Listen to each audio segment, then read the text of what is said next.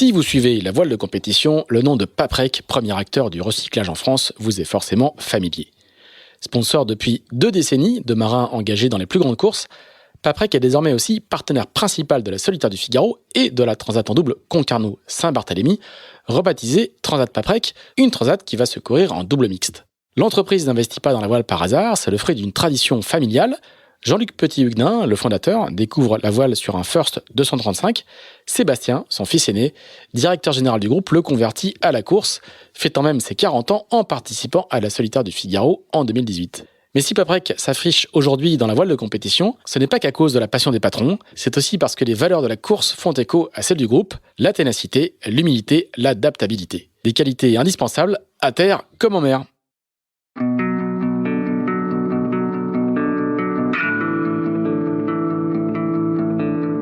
Bonjour, vous écoutez Into the Wind, le podcast des marins qui font des phrases.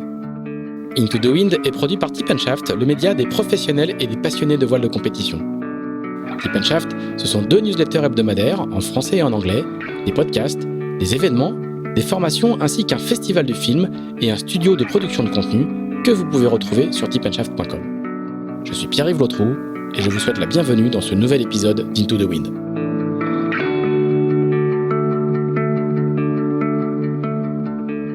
Bonjour Fred Dutil. Bonjour Pierre-Yves. Merci de nous recevoir. Cette fois-ci, je peux dire nous recevoir, puisque les 2 émissions précédentes, on les avait faites chez moi.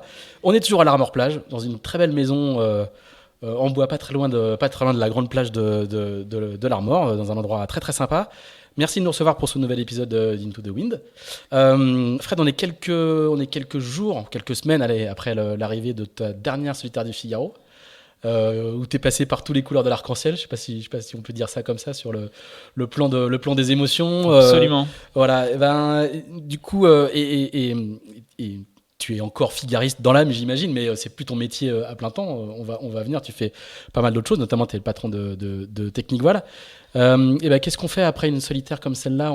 T'es revenu au bureau dès le lendemain. Tu t'es remis à faire les fiches de paye, les budgets prévisionnels pour l'année prochaine, ou tu as le temps de digérer un peu? Comment ça se passe quand on est un amateur, un ancien pro devenu amateur très éclairé, qui revient à la solitaire? Comment se passe l'atterrissage après une solitaire comme celle-là? Franchement, quand on parle d'arc-en-ciel, c'était vraiment ça cette année.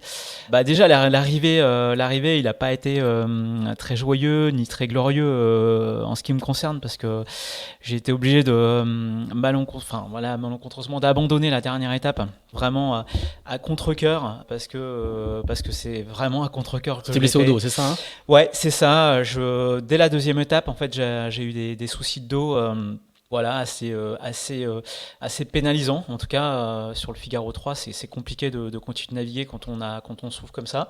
La troisième étape, le souci est vite réapparu compte tenu des conditions qu'on allait rencontrer sur la fin d'étape notamment.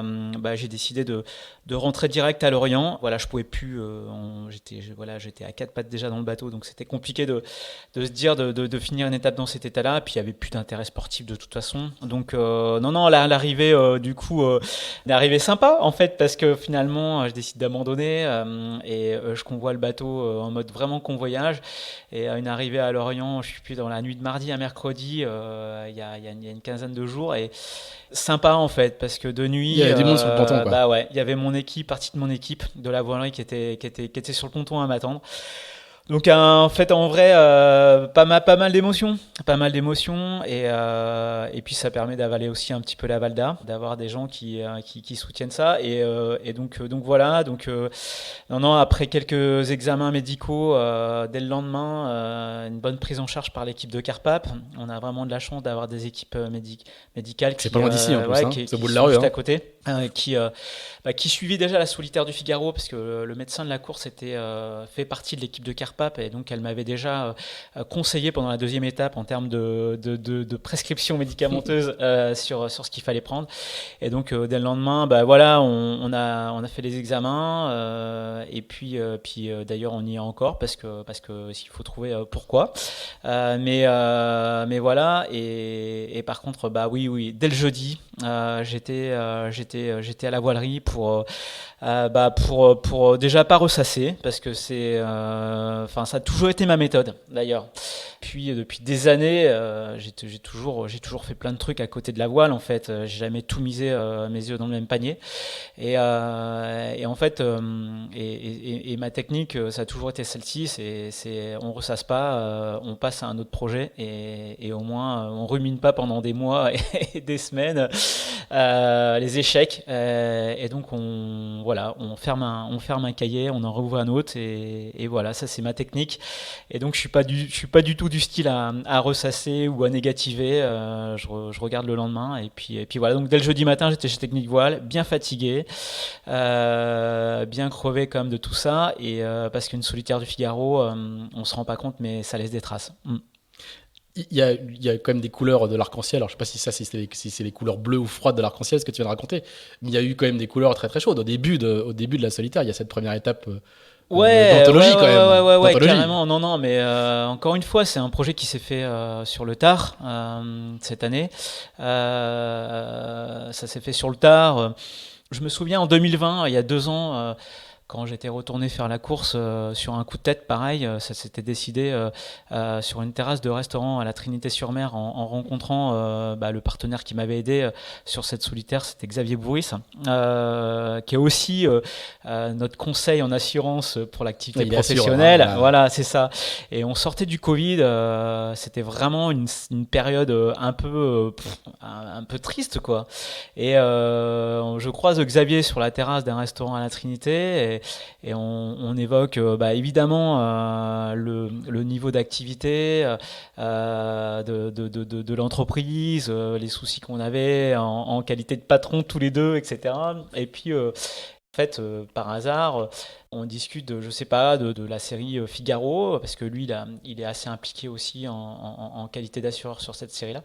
Et en fait, j'avais croisé Charles Caudrelier quelques jours avant, qui me disait qu'il était un peu dégoûté de ne pas avoir loué son bateau pour la saison. Et comme ça, d'un clin d'œil, il me dit d'ailleurs, si tu veux le prendre pour la sautière, t'as qu'à le prendre, je te le prête. Mais en fait, c'était pas tombé dans l'oreille d'un sourd. Et en discutant avec Xavier, je lui dis mais Xavier, tu veux pas qu'on fasse la solitaire cet été? Moi j'y retourne. Et ça c'était C'était au mois de fin juin pour la course qui débutait mi-août. Donc là on parle de 2020. 2020, ouais. Donc ça s'est décidé vraiment au dernier moment. Et en fait, juste pour la petite anecdote, j'avais dit à l'arrivée de la solitaire 2020 que c'était ma dernière. Donc j'avais. Ce que t'as redit là, hein. J'avais juré que j'y retournerais pas, que c'était vraiment la dernière. Puis je me suis dit, ouais, c'est quand même bien de finir sur une bonne note. Et on va expliquer, t'as fait deuxième en 2020. Hein. Ouais, deuxième en 2020, j'avais gagné la dernière étape. Et voilà. Et en fait, pour la petite anecdote, lors d'une petite soirée très sympa d'ailleurs, organisée par un des partenaires de Thibaut Vauchel, avec qui j'ai fait beaucoup de multi 50 ces dernières années, au mois de mars, par une petite conversation détournée, cette personne qui s'appelle Georges m'a dit mais toi Fred, tu fais quoi maintenant, c'est quoi tes projets en voile, etc. Je lui dis bah non mais moi tu sais Georges, maintenant voilà, l'idée c'est déjà d'essayer de mener à bien l'entreprise, et puis voilà. Il me dit mais tu referais pas une petite solitaire du Figaro, c'était sympa il y a 2 ans et tout. Je lui dis bah en fait j'avais quelques verres dans le nez déjà. C'était la soirée était bien engagée. Et je lui dis bah écoute, franchement, si je trouvais un partenaire, je dirais pas non. Et il me dit bah il te faut combien? Je lui dis une somme, voilà, un peu au pif. Il me dit bah moi je te les mets, il y a pas de problème. Et je me souviens encore des coups de botte de Anne, mon épouse, sous la table en disant non. C'était devant ta femme. Ouais, elle était juste à côté, elle écoutait la conversation, moi je me prenais les coups de chaussure en même temps. Et pour la petite histoire. C'était le samedi soir, et pour la petite histoire, Georges m'a rappelé le lundi matin en me disant bah, écoute Fred, moi j'ai pas oublié la conversation de samedi soir, on en discute, et je dis bah écoute, pourquoi pas, on en discute. Et ce fameux Georges, qui est aussi actionnaire du Journal des Entreprises, m'a motivé pour y retourner, mais j'avais pas besoin d'être beaucoup motivé en fait. L'appel du pied a bien marché. Et voilà. Mais après, c'est vrai que pour revenir à la dernière édition, le niveau de préparation a été light, encore une fois, vu l'activité que j'ai à côté. Je m'y suis vraiment pris tard. Pas beaucoup d'entraînement, pas beaucoup d'entraînement physique qui permet de naviguer correctement sur ce bateau-là. Et voilà, une super première étape avec un super coup stratégique encore pour redescendre de l'Irlande qui m'a permis de gagner l'étape en tout cas sur le papier. Malheureusement pas sur le tapis vert parce que j'ai eu un petit problème d'arbre d'hélice, enfin c'est pas d'arbre d'hélice, de plomb scellé voilà, sur l'arbre d'hélice qui a sauté dès le départ en fait. Il faut juste expliquer, les plombs permettent d'être sûr que les marins n'embrayent pas le moteur en fait, avant. En Figaro, on a la capacité de pouvoir embrayer la marche arrière pour pouvoir retirer des objets dans la quille, parce qu'on a une quille qui nous permet pas... qui est très droite. Qui est très très droite, donc qui accroche beaucoup d'algues, des filets, enfin pas mal de problèmes. Donc en fait, on a pour la petite histoire, la première année du Figaro 3, le directeur de course, après la course, a alerté la classe en disant moi je refais pas une deuxième solitaire comme ça, parce que tous les mecs l'appelaient la nuit pour plonger, quoi. Donc il a dit faut qu'on trouve une solution pour la sécurité des skippers et leur permettre de retirer des algues d'une façon ou d'une autre, parce que c'est compliqué. Donc en fait ils ont trouvé un système, je crois que c'est Tanguy le Turquet qui a trouvé un système intelligent qui fait qu'on met un écrou sur l'inverseur du moteur qui permet d'embrayer la marche arrière mais pas la marche avant. Et en fait cet écrou-là, en fait, on le visse une fois qu'on est sorti du port. Et on a un jaugeur, ce qu'on appelle un plombeur, qui vient à bord et qui met une scellée en plastique qui passe dans un trou de l'écrou pour être sûr qu'on puisse pas enlever l'écrou pour ne pas avoir à embrayer la marche avant. Et malencontreusement, cette scellée, elle a certainement été trop serrée au départ. Elle s'est rompue en fait quelques minutes après le départ, parce que je m'en suis aperçu une demi-heure après le départ. Oui, donc quand tu passes la ligne, tu sais qu'il y a... Donc en fait, moi je savais déjà en passant la ligne que j'allais me prendre une pénalité, puisque les règles sont assez bien écrites là-dessus. Il y a un minimum, et le minimum c'est 5 minutes par tranche de 100 000. Donc j'avais déjà fait le calcul dans ma tête. Mais voilà, j'étais hyper content de gagner l'étape sur l'eau parce que c'est déjà... Enfin, je m'étais même mis à l'honneur de la gagner sur l'eau en me disant au moins ça sera fait, et même si je la gagne pas sur le classement papier, au moins ça fera une étape propre. Voilà, donc c'était un super moment, en tout cas de franchir la ligne en premier, et puis de commencer la solitaire du Figaro comme ça, en arrivant encore un peu comme un cheveu sur la soupe. C'était canon, quoi. Et tous les petits jeunes du Figaro là, parce qu'une bonne partie de ta génération n'est plus présente sur la solitaire. Non. Ils ont dû se dire putain, mais les vieux, on s'en débarrassera jamais. Non, c'est-à-dire que c'est vrai que cette année il y a eu vraiment un vrai renouvellement de la flotte sur la solitaire, ce qui est plutôt très bien d'ailleurs. C'est chouette de voir tous ces jeunes arriver. Il y a vraiment une génération intermédiaire même qui a pu sur le circuit. Il y a vraiment une tranche de très très jeunes. Donc ça c'est le côté rassurant pour la classe et pour la course au large aussi. Des jeunes qui sont ultra sympas, ultra entraînés, ultra motivés, et qui restent quand même pour la plupart vachement respectueux de l'ancienne génération. Quoi. Ouais, c'est ça. Et et même on sentait bien c'était presque ça leur faisait plaisir à Nantes pour discuter pas mal avec eux, etc. Puis pour les avoir comme clients aussi, on sentait que ça leur faisait plaisir aussi d'avoir un taulier qui était là encore cette année. Donc voilà, je pense que tout le monde était content. Alors évidemment, c'est vrai qu'encore cette étape-là, je la gagne pas parce que j'allais vite ou parce que j'ai prouvé que je naviguais bien en début d'épreuve, parce que j'ai quand même fait quasiment 80% de l'étape entre la 20e et la 25e place. Mais voilà, encore une fois, ces étapes, la solitaire, elle a changé aussi de format de course, quoi. Là on se tape des étapes de plus de 600 000 maintenant, donc ça c'est dur, c'est long. Ce qu'il faut bien se rendre compte qu'une étape de 600 000, c'est un fastnet, quoi, hein, un fastnet aller-retour. Sauf qu'il y a 3 étapes comme ça enchaînées, coup sur coup. Donc c'est des étapes longues. Ce qu'il faut savoir, c'est qu'en fait, nous, sur la solitaire du Figaro, on est encore en mode midi sur la partie information météo. C'est-à-dire qu'on n'a pas de capacité à réactualiser nos bulletins météo et les fichiers. Donc on n'a pas de moyen de télécharger des fichiers récents à bord. On a un bulletin météo qui est préparé par le météo consulte là, qui nous diffuse tous les jours. Mais c'est juste un bulletin oral qui nous décrit les systèmes, etc. Mais vraiment, donc voilà, au bout de 4 jours de mer, ça devient comme assez entre guillemets aléatoire, si on peut dire. Et les différents scénarios qu'on a travaillé avec les routeurs en amont de l'étape, c'est là qu'il faut prendre des décisions. Et c'est vrai que ce scénario de passer à l'ouest d'Assili pour aller chercher l'extérieur, l'ouest du front en fait, qui passait sur nous, qui était un peu stagnant, c'est un scénario qu'on avait bien travaillé avec les routeurs au départ. Et moi, c'est l'option que j'ai choisie, qu'on choisit peu de coureurs parce qu'ils étaient un peu tous en grappe. Et c'est vrai qu'on dit toujours que quand on ne sait pas, il vaut mieux rester dans le peloton. Et moi, j'ai eu cette opportunité de prendre cette option-là qui a été super payante. Donc, non, c'est des très très bons moments. C'est vrai de faire une option comme ça sur des courses comme la solitaire, c'est rare sur cette course-là de voir des options marquées. Donc, quand ça paye, c'est chouette, quoi. Alors, on va revenir, on va parler longuement de la solitaire, parce que ça a été un pan de ta vie très important. Mais, et c'est une chose assez rare, on va plutôt parler de planche à voile au début. Parce que t'es un planchou quand même, hein. C'est comme ça qu'il faut. C'est là que tu viens. Alors, on va faire notre flashback habituel. Je vais devoir dire ton âge au passage.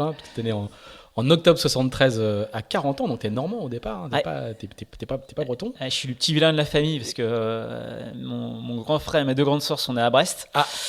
Et voilà, mes parents, enfin mon père a été muté, ou a trouvé un poste, c'est ça, à l'époque, voilà, à 40 ans, parce que mon papa était musicien et donc en fait il est sorti il a fait une carrière dans la musique de la flotte. Ouais, très bien, c'est ce que j'allais dire. Ça sortait le. Donc, il a une belle histoire aussi, avec une belle histoire. Il nous a bercé par ces histoires justement de musicien dans la marine, puisqu'il a fait plusieurs tours du monde sur la Jeanne à l'époque, comme musicien de la musique de la flotte. Et à la fin de sa carrière dans l'armée, donc il est allé en fait diriger des écoles de musique.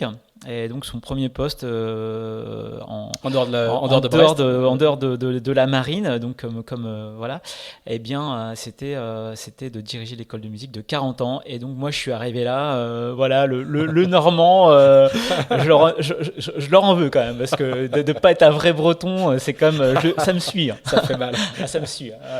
Alors du coup, c'est quoi le début de l'histoire? C'est du coup un papa militaire dans la marine qui du coup fait du bateau et qui transmet sa passion. C'est quoi le? Ouais, c'est ça. L'étincelle et les commencements. C'est ça, vraiment, non, tout, voilà, une maison de vacances en Bretagne depuis qu'on est tout petit, évidemment. Plutôt Bretagne Nord, je crois. Bretagne Nord, ouais, Binic, la baie de Saint-Brieuc, donc c'est entre Cinqué et Saint-Brieuc, où papa, il a toujours eu un petit bateau. Au départ, c'était un dériveur. D'ailleurs, c'est marrant parce que quand je regarde les photos de ce dériveur-là, on aurait juste envie de refaire le même en plus gros aujourd'hui pour faire un vrai beau bateau avec un avant SCO, tu vois, à Bouchain. Et donc vraiment un super beau bateau, mais qui ressemble un peu, tu vois, à un Fireball un peu plus gros. D'accord. Mais voilà, donc il y a des idées à reprendre là-dessus, entre parenthèses. Voilà, et donc après un bateau de croisière, voilà, sur lequel on a passé quasiment tous nos étés. Toujours baigné dans voilà, en tout cas pendant les vacances au bord de la mer, et surtout avec un bateau de croisière familial qui nous a pas mal fait voguer dans la baie de Saint-Brieuc, les Anglo-Normandes, etc. Donc voilà, c'est en tout cas l'amour de la mer, il vient de là. Ouais. À partir de quel moment tu deviens la glisse s'empare de toi alors? Alors Tu fais la de glisse, l'opti, tu bah fais ouais, ouais, tu fais ouais. l'école Donc de voile, non, non, ouais. Donc en fait, il y a d'abord eu l'optimiste familial qui est passé un peu de main en main entre mes frères et mes sœurs et moi-même. Ce petit bateau-là, l'optimiste, je m'en souviens encore parce que je l'avais repeint. On l'avait repeint et on avait une tête de Popeye derrière. Et voilà. Et donc je naviguais tout seul avec ce truc-là. Et ça, c'était évidemment dans les années 79-80, quoi. Et 79-80, il y a la planche à voile qui est arrivée dans les supermarchés à l'époque, hein, dans parce les stations-service. on a trouvé à l'époque, c'était au Mammouth, Mammouth du coin, il y avait des planches à voile à vendre. Et donc mon frangin qui est mon aîné, qui a quasiment 8 ans de plus que moi, et ben en fait il a commencé, un des pionniers, à faire de la planche à voile.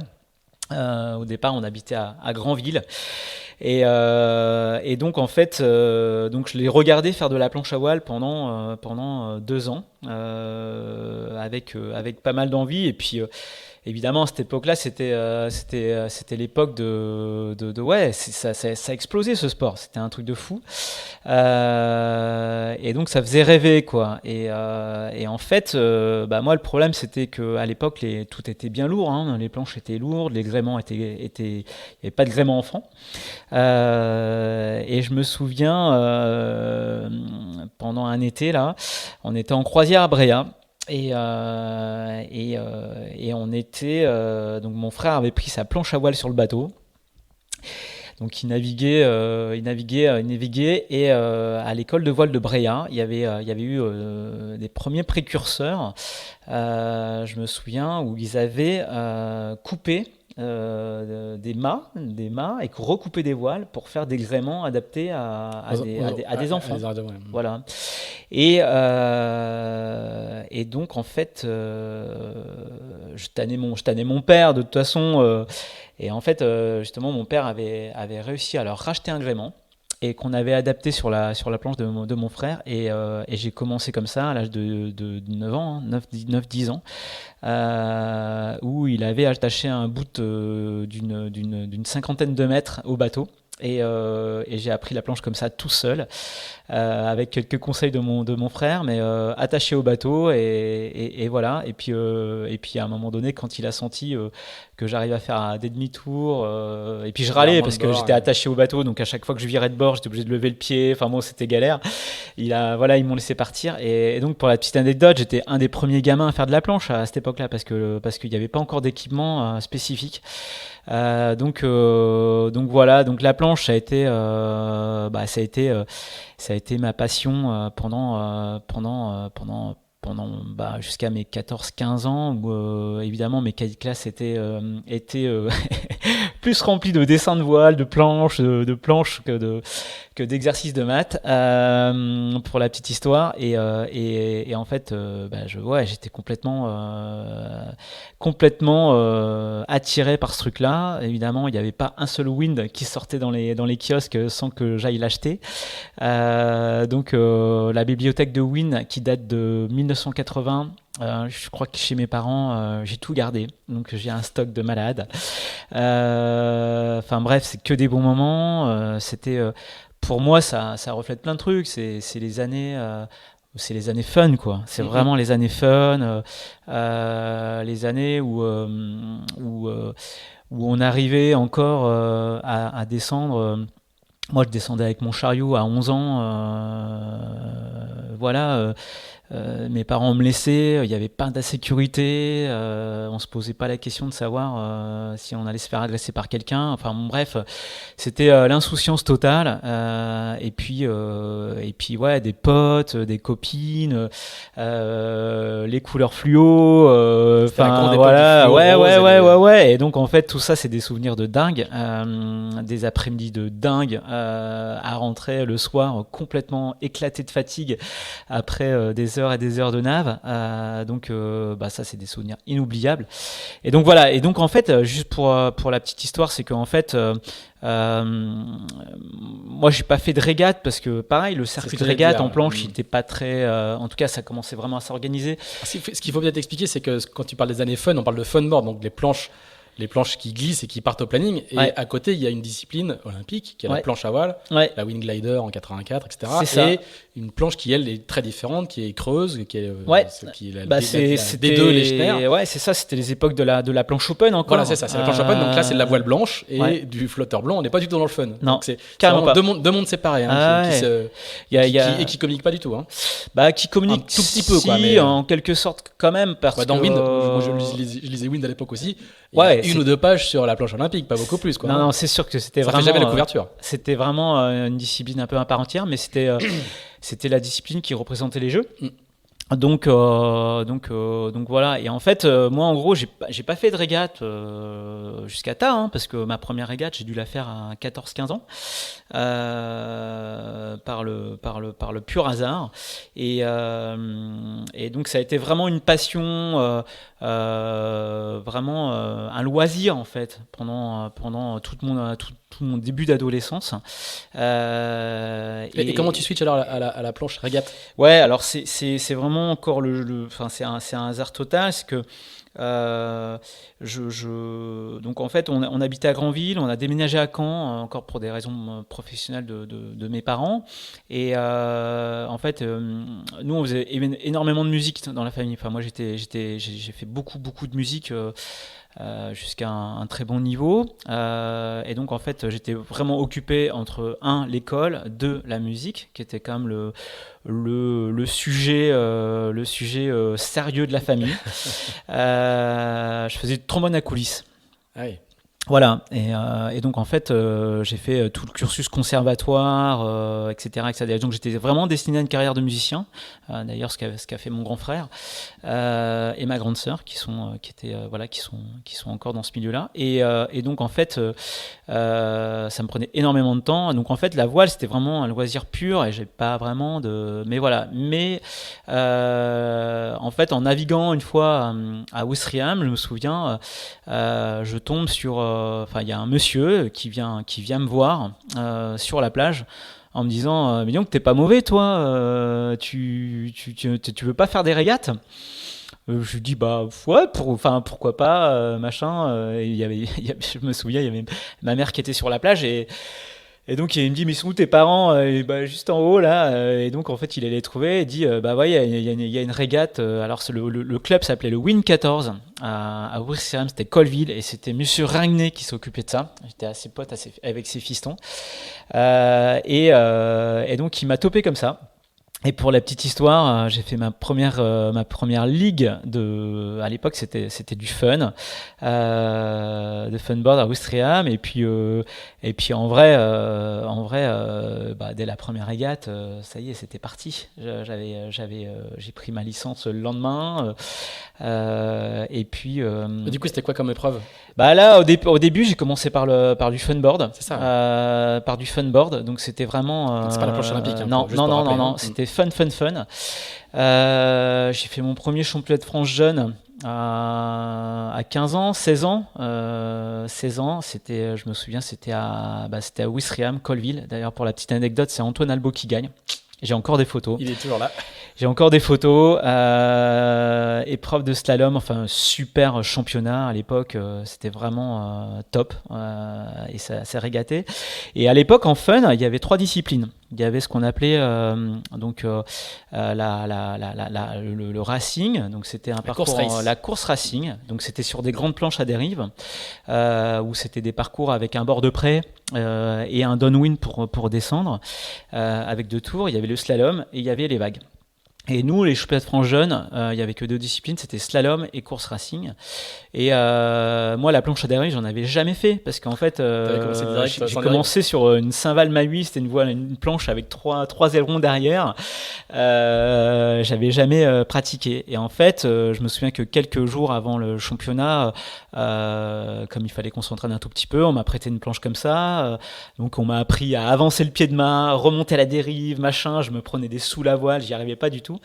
Et en fait, pour la petite histoire, c'est sur cette épreuve-là que j'ai mieux marché sur ce championnat-là. Et ça m'a plu, ce côté un peu régate avec le bord de près, le départ, etc. C'est une découverte totale, quoi. Ouais, carrément. Et je trouvais ça presque plus sympa que le slalom où il fallait juste faire des allers-retours. Ça m'a plu, je trouve ça intéressant. Et voilà. Et après, dans le même laps de temps, donc il y avait le funboard. Il y a une discipline qui est assez vite apparue, qui était la raceboard à l'époque. C'était vraiment une discipline avec des planches à dérive, quoi. Voilà. Et donc du coup, l'année d'après, moi j'ai fait et c'était assez organisé cette discipline-là parce qu'il y avait des entraînements avec déjà des centres d'entraînement, voilà. Donc, c'était dans la logique fédérale, en fait, dans laquelle le funboard n'était pas. Exactement, tout à fait. Et donc, moi, j'ai pu participer à des entraînements assez vite derrière.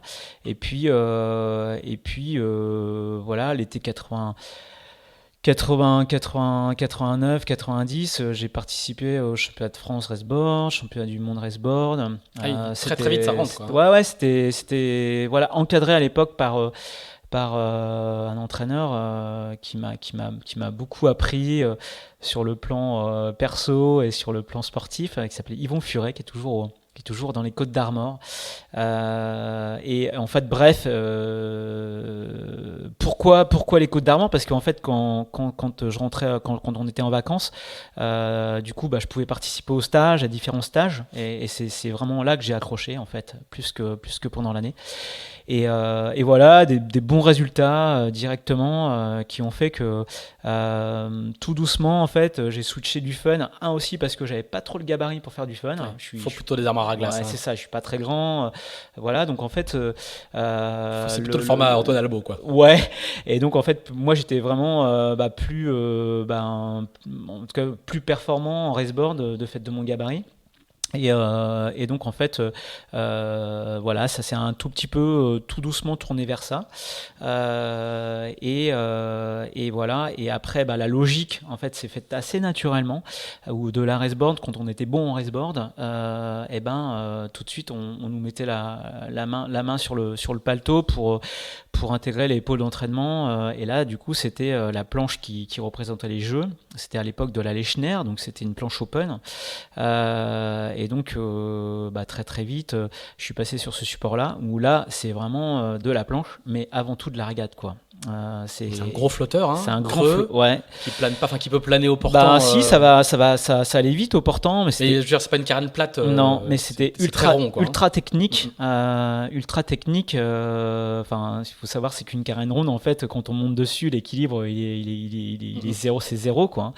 Et donc, c'est des super planches parce que on naviguait sur la tranche, donc il faut vraiment avoir des angles de gîte pour que ça fonctionne bien. Et après au portant, c'est pareil, il y avait vraiment des techniques pour faire avancer les planches, donc très très technique, assez physique, et surtout c'est des planches qui viraient super bien, qui remontaient bien au près. Et donc en fait tout le côté stratégique, tactique était déjà très important sur ce support-là. En gros, on pouvait faire 10 virements sur un bord de près, c'était payant. Là maintenant, quand on regarde les planches, alors je dis pas que c'est pas joli, hein, j'adore regarder les nouvelles épreuves de planches à feuilles là, mais en gros c'est départ bâbord, un virement, et si on y arrive comme ça, c'est mieux. Non, à l'époque c'était vraiment, il fallait choisir son côté de la ligne, le petit refus, virer dedans, l'exploiter, parce que ça accélérait pas vraiment comme planche, en fait. Donc c'était intéressant. Donc voilà. Je traduis, hein, c'est une culture de la tactique et stratégique qui va beaucoup te servir après. Et voilà, là où tu construis ton savoir-faire de régatier. Exactement. Donc voilà.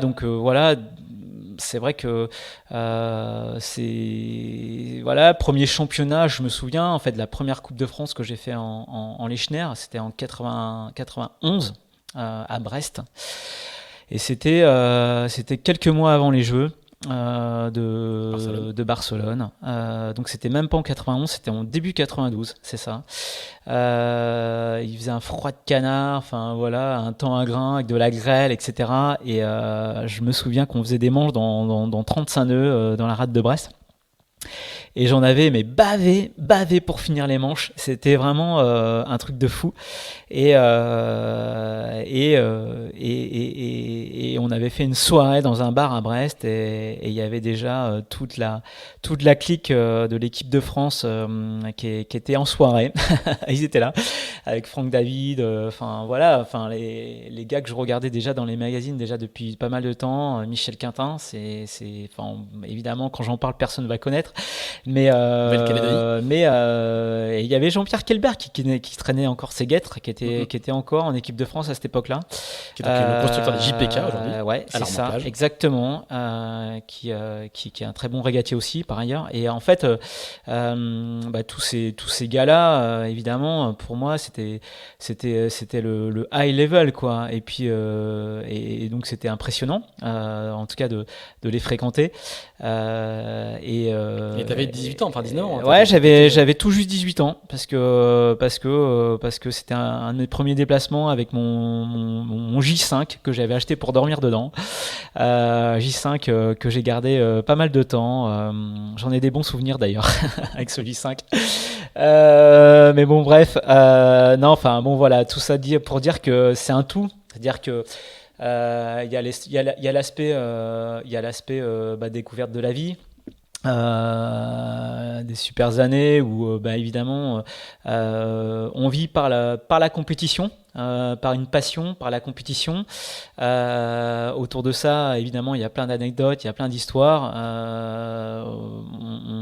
On vit presque dans un rêve, hein, parce que voilà, même si il y a le côté études d'un côté sur lequel on a une petite pression familiale, tout le reste, il y a quand même, et puis c'est vrai que on a eu de la chance parce qu'on a été super encadré, les centres d'entraînement, que ce soit Brest, etc. Il y avait quand même une émulation de malade à cette époque-là. Il y a une école française de la planche à voile. Hein. Ah ouais. Les Français sont très forts dans la discipline. Hein, et carrément. Ça posera toujours des problèmes. On va y venir pour la sélection. La sélection. Pour les Jeux. Ce sera toujours très serré. Quoi. Et donc, en fait, c'est vraiment des années, quand on y repense, où on a eu énormément de chance de vivre ça, parce que on était bien encadré, on était aidé. Tu vis de quoi à l'époque? T'es étudiant? Ouais, c'est ça, étudiant, et du coup, très très vite, à l'époque, quand tu as le statut de sportif de haut niveau,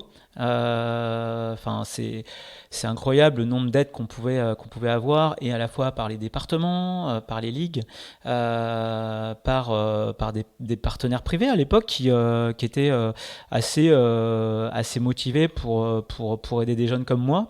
Donc finalement, on arrivait assez facilement, même sans moyens extérieurs, parce que moi j'ai des parents qui avaient pas les moyens en tout cas de m'aider pour ça.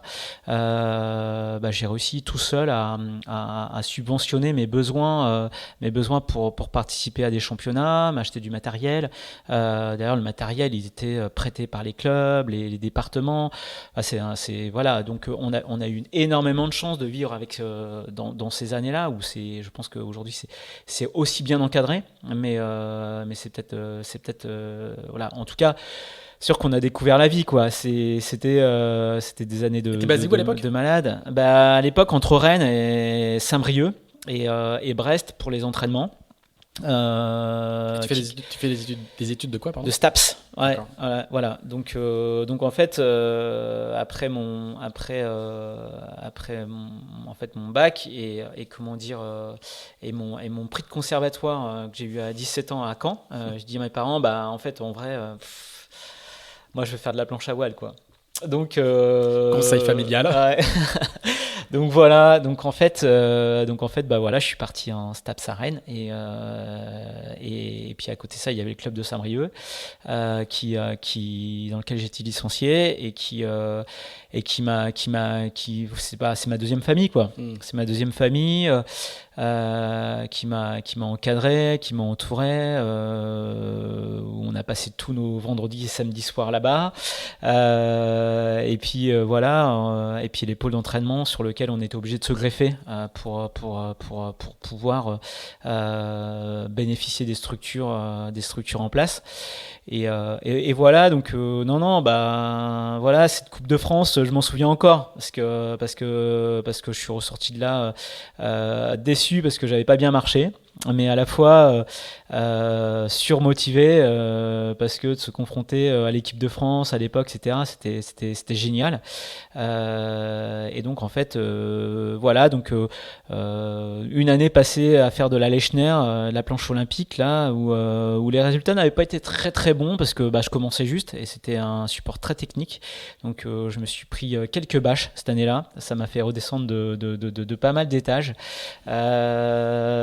Mais à la fois c'était une année hyper riche en termes d'apprentissage.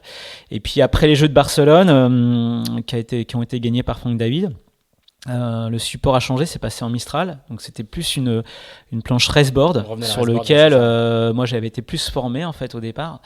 Et dès les premiers mois en fait d'arrivée de cette nouvelle planche olympique qui était la Mistral Wine Design, les résultats en fait là pour le coup ont très vite suivi parce que je connaissais déjà bien la planche. Ils ont autorisé aussi ce qu'il faut savoir, c'est que la planche olympique, la Lechner, le pumping n'était pas autorisé. Le fait d'actionner la voile pour se créer du vent et pour pouvoir accélérer ou partir plus vite au planning, à l'époque, c'était pas autorisé. C'était très compliqué à juger d'ailleurs parce qu'on avait le droit de pomper 2 fois pour prendre une vague, mais pas plus. Donc, ce qui vaudra, je crois, des déboires aux coureurs français qui représentaient la France en 84. Ouais. Gilles Daguirreau qui avait sauté pour pumping. Au pumping. Exactement. Pour la petite histoire, c'est ça. Donc à un moment donné, ils se sont dit de toute façon, c'est compliqué, trop compliqué à juger. Et donc en fait, ils ont autorisé le pumping. Et c'est vrai que ça a complètement révolutionné le sport aussi de la planche à cette époque-là où tout de suite en tout cas les individus qui avaient une capacité à être en tout cas physiquement bons, on sont très vite sortis du lot. Et ça a été mon cas parce qu'en fait dès les premières régates avec cette nouvelle planche-là, j'ai tout de suite trusté les premières places, les podiums, et donc je suis tout de suite rentré en équipe de France dès 93, donc assez vite en fait. Ça s'est fait très rapidement d'un niveau moyen en Lechner que j'avais. Je suis devenu un des leaders dès le changement de la nouvelle planche. Voilà, donc en fait c'est allé très très vite. Dans l'espace d'un an, je suis tout de suite rentré en équipe et du coup on change de dimension. Et là, tu te vis comme professionnel de la planche à voile ou de la voile? Ouais, quasiment, parce qu'en fait, en vrai, le fait de rentrer en équipe, il y a un sacré engagement. C'est-à-dire, il y a un engagement moral vis-à-vis de la Fédé, où en fait, ils te font comprendre que ils te sélectionnent, mais ils te sélectionnent pas pour une saison, 2 saisons, 3 saisons. Ils te sélectionnent pour une sélection au jeu. Et qui mise sur toi et qu'il faut s'engager sur un certain laps de temps. Donc tout de suite ça te met un tout petit peu en tout cas pas de pression, mais tu sais vite que t'es parti pour 3 ans finalement, parce qu'en 93 les Jeux c'était donc pour Atlanta, 96, donc tu sais vite que tu vas faire partie d'un cycle en fait. Donc évidemment, quand tu rentres dans un cycle comme ça, tu te dis que c'est pas pour 6 mois quoi. Alors comment va se passer cette sélection olympique là? La sélection elle se passe super bien en fait. Mais c'est plus qu'une sélection parce qu'en fait en vrai de 93 jusqu'à 96, il y a 3 saisons. Il y a 3 saisons. 3 saisons où, en gros, on se retrouve dans un système où on est pris en charge quasiment à 100%. On vit de par les événements de la saison auxquels on va participer. Donc, tout ce qui est semaine pré-olympique, à l'époque où il y avait tout un circuit qui était assez bien en place, championnat d'Europe, championnat du monde, à l'époque il y avait encore des coupes de France, bref une saison de compétition assez complète, hyper intense. Donc les temps morts en fait finalement il n'y en a pas beaucoup. Il n'y en a pas beaucoup. Et donc en fait, c'est plus même une vie de groupe, puisque en équipe de France, à l'époque, on était nombreux. Je crois qu'on était 7 ou 8 gars dans l'équipe, et il y avait 4 ou 5 filles, quoi. Voilà. Et donc, c'était la colonie de Je vacances. cherche le sélectionné de 96 en attendant, mais Ouais, c'est Jean-Max de Chavigny. Jean-Max de Chavigny, exactement. Un Martiniquais. Exactement. Martiniquais ou Guadeloupéen? Martiniquais. Et en fait, du coup, c'est presque une vie de famille, hein, parce qu'en fait, on vit ensemble pendant quasiment 8 mois de l'année. De par les entraînements, les compétitions. Et en gros, c'est un sport individuel, mais on s'entraîne en équipe, quoi. Donc l'idée, et c'était la force de la France, c'était de prendre les meilleurs éléments, de les mettre ensemble avec un coach, et que ces éléments-là, en fait, s'entraînent ensemble pour générer un groupe qui soit un des meilleurs au monde, en fait. Et c'était la force de la France dans ces époques-là, et d'ailleurs ça l'est encore. C'est que l'émulation de groupe faisait qu'on était la meilleure nation, la meilleure nation dans cette discipline-là. Avec sur ce paradoxe, quoi, c'est que du coup il faut coopérer. Ouais. En étant compétiteur, c'est en sachant ça. qu'il n'y en aura qu'un seul d'entre vous. Exactement. Qui va aller au jeu, quoi. La règle du jeu, on la connaissait, c'est qu'il y aura un seul sélectionné à partir au jeu, qu'il faut être capable de travailler en groupe pour tirer le meilleur des uns, des autres, et se dire que paradoxalement, c'est bien de donner pour recevoir. Donc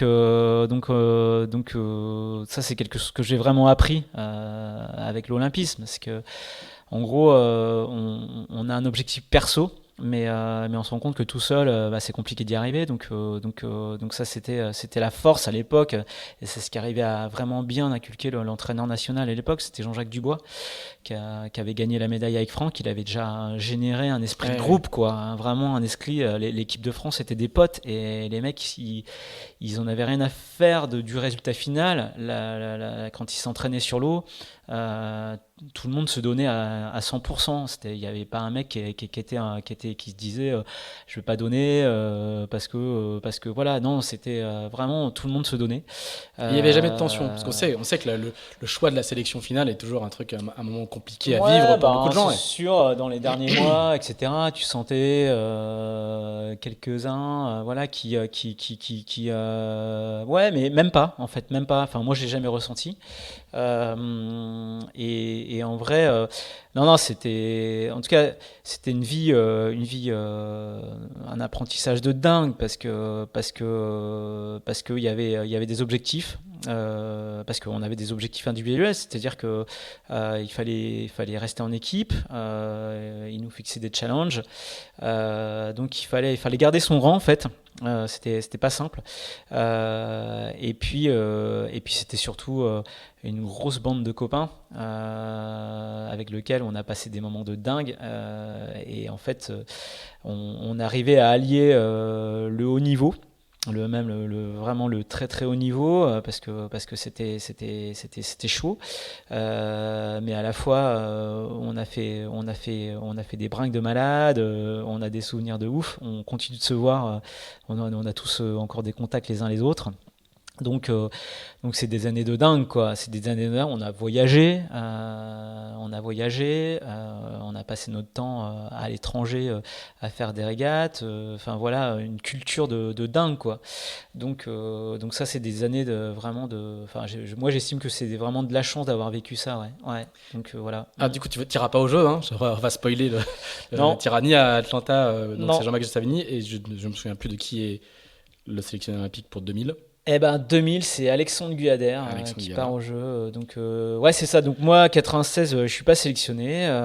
Je fais partie du du dernier quartet, ou quintet, voilà, mais c'était serré. À l'époque, ça joue sur 2 championnats, un championnat du monde et une semaine pré-olympique, la sélection. Donc il faut pas se Les rater. règles sont calées d'avance. Ouais, C'est pas toujours le cas. Hein. Il y a plein de méthodes différentes. Mais là, au moins, c'est clair. Là, c'est clair. C'est le cumul des résultats sur ces 2 épreuves-là. Exactement. C'était mathématique. Donc, et de toute façon, c'était trop compliqué à cette époque-là de sélectionner un gars parce qu'en fait, on était 8 en équipe de France et quand on prenait les 3 derniers championnats du monde, il y en avait qu'un qui avait gagné, l'autre qui avait fait 2e, l'autre qui avait fait 3e, l'autre qui avait gagné l'année d'après. Donc en fait, pour l'entraîneur, il fallait que ça soit mathématique. C'était impossible de dire c'est le meilleur du moment, on y va, parce qu'il n'y avait pas de meilleur en fait. On était tous à un niveau très homogène.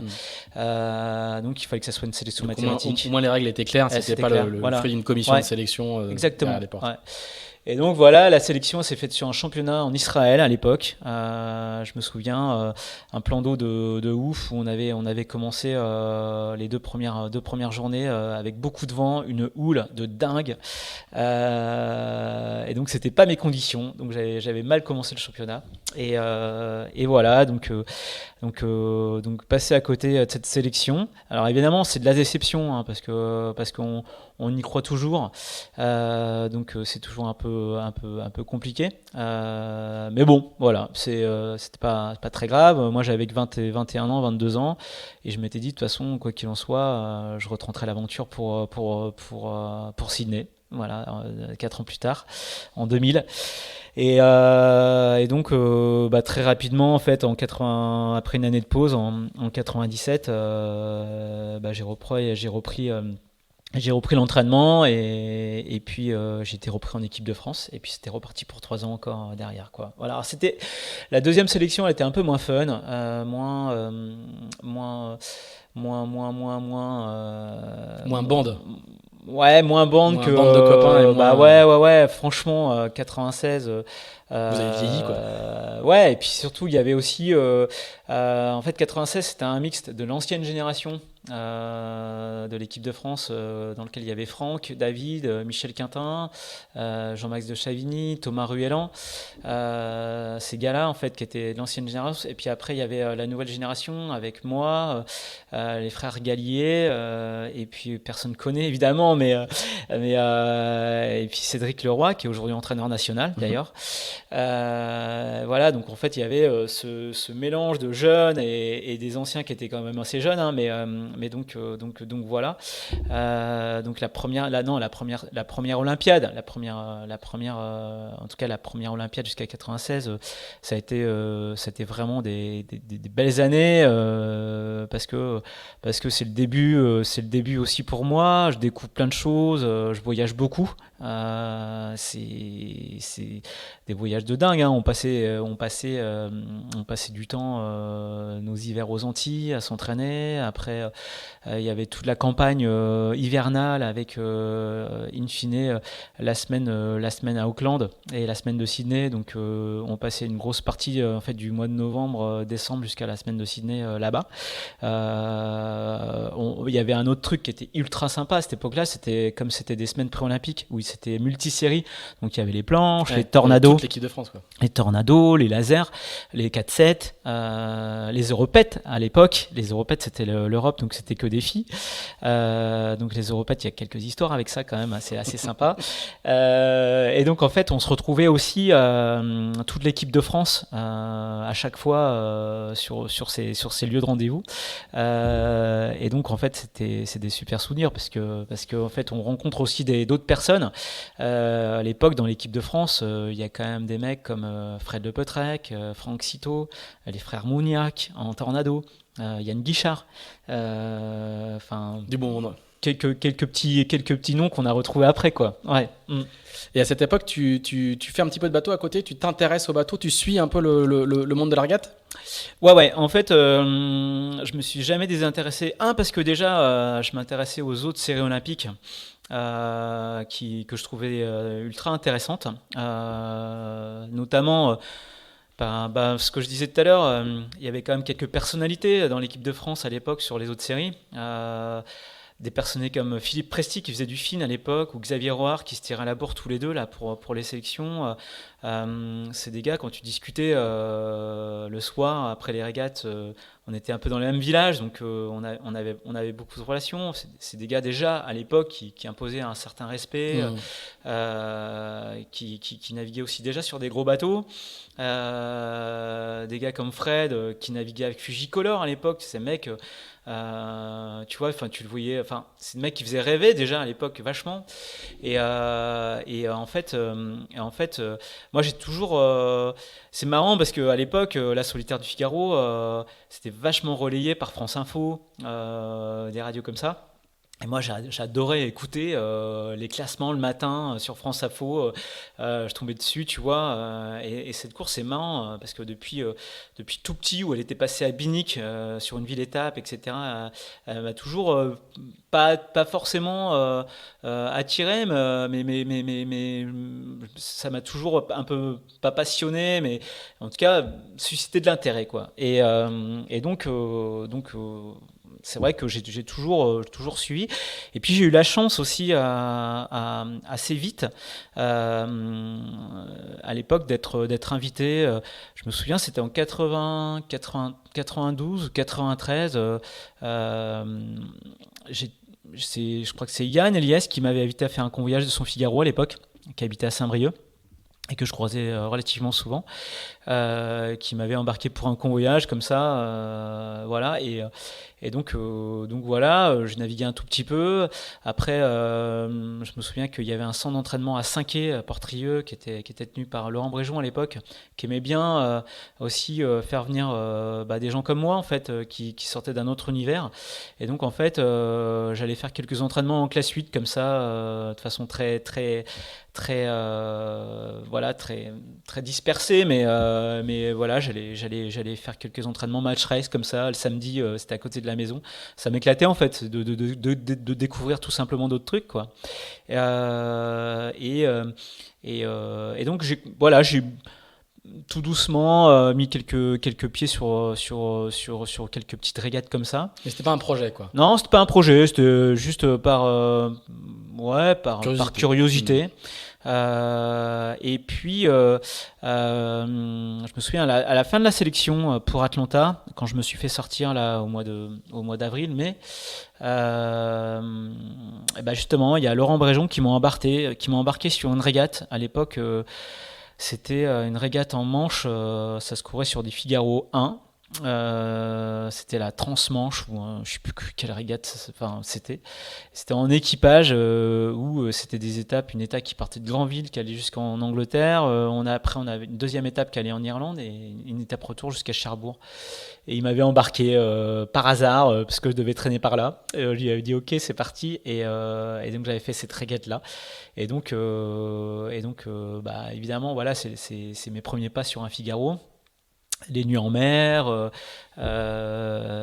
tu croises évidemment des personnalités, et puis ça m'avait assez bien plu finalement, même si voilà, j'avais pas d'ambition particulière, mais voilà, j'avais trouvé ça assez sympa, et ce côté régate pure aussi, ça me plaisait bien, et ce côté technique aussi des bateaux, où il y a plein de possibilités de réglage, de voile, etc. Je trouvais ça très intéressant, où sur la planche à voile on est quand même assez vite limité.